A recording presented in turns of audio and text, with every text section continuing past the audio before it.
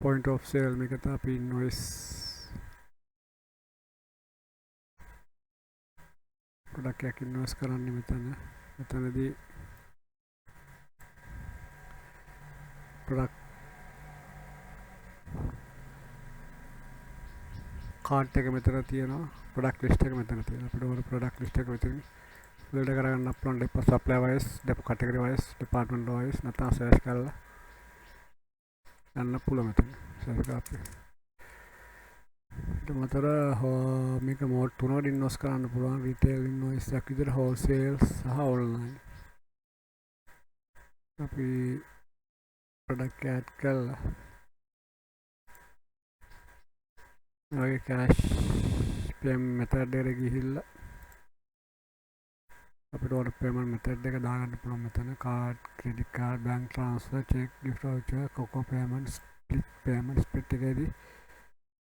මේක කඩන්න පුළුවන් අපිට card cash වගේ යකට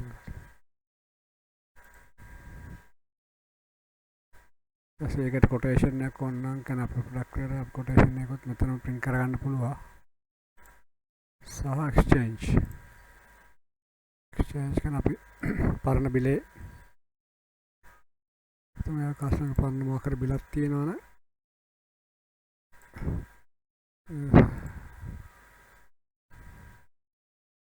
පරණ බිලක් විදියට අපි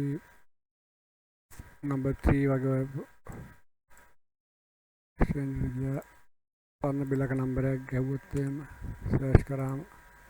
මෙතනට මේ product එක return කරන එක රුපියල් 150යි return වටනා කිසිම amount එක ඒක අඩු වෙලා එතන like this 500ක බිලක්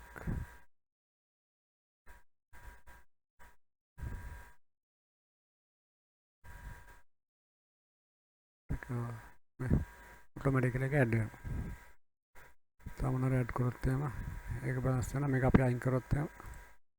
1500 යන exchange ගිහිල්ලා ඒ බිල select කරලා return දැම්මොත් එහෙම ඔක automatically අඩු වෙලා එතන අපිට bill payment එක කරගන්න පුළුවන් මේ i4 mode print එක select කරලා තියෙන්නේ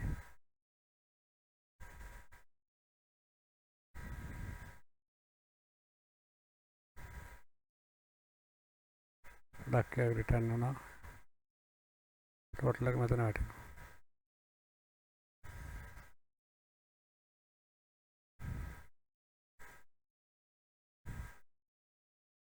ඊට අමතරව මේකේ invoices දෙක තුනක එකවර වැඩ කරාම හැකියාව තියෙනවා උදාහරණයක් මේ wholesale වගේ wholesale බිලක් කරනකොට ගොඩක් products customer wholesale buy කරන කියලා ලොකු list එක බඩු ගන්නකොට සාමාන්‍ය එකක් දෙයක් ගන්න කෙනෙකුට මට යවන්න ඕන දැන් මෙයාගේ බඩු list එක මෙහෙම අත් කරලා එක වැඩ කර යද්දි තප්පරයකට යාව පැත්තකට තියලා මේ invoice එක මෙතන plus ලකුණු ඉබුවා මේ අර invoice එක මෙතන තියෙදි වෙනම invoice එකක් මෙතන empty cart එකක් හැදෙනවා ඒකදී අපි අවශ්‍ය කරන බඩු දාපුවා payment කරා පස්සේ payment updated bill print කරලා පස්සේ මේක display වෙලා එතන වෙනවා එයාගේ පරණ කෙනාගේ කලින් කස්ටමර්ගේ බිල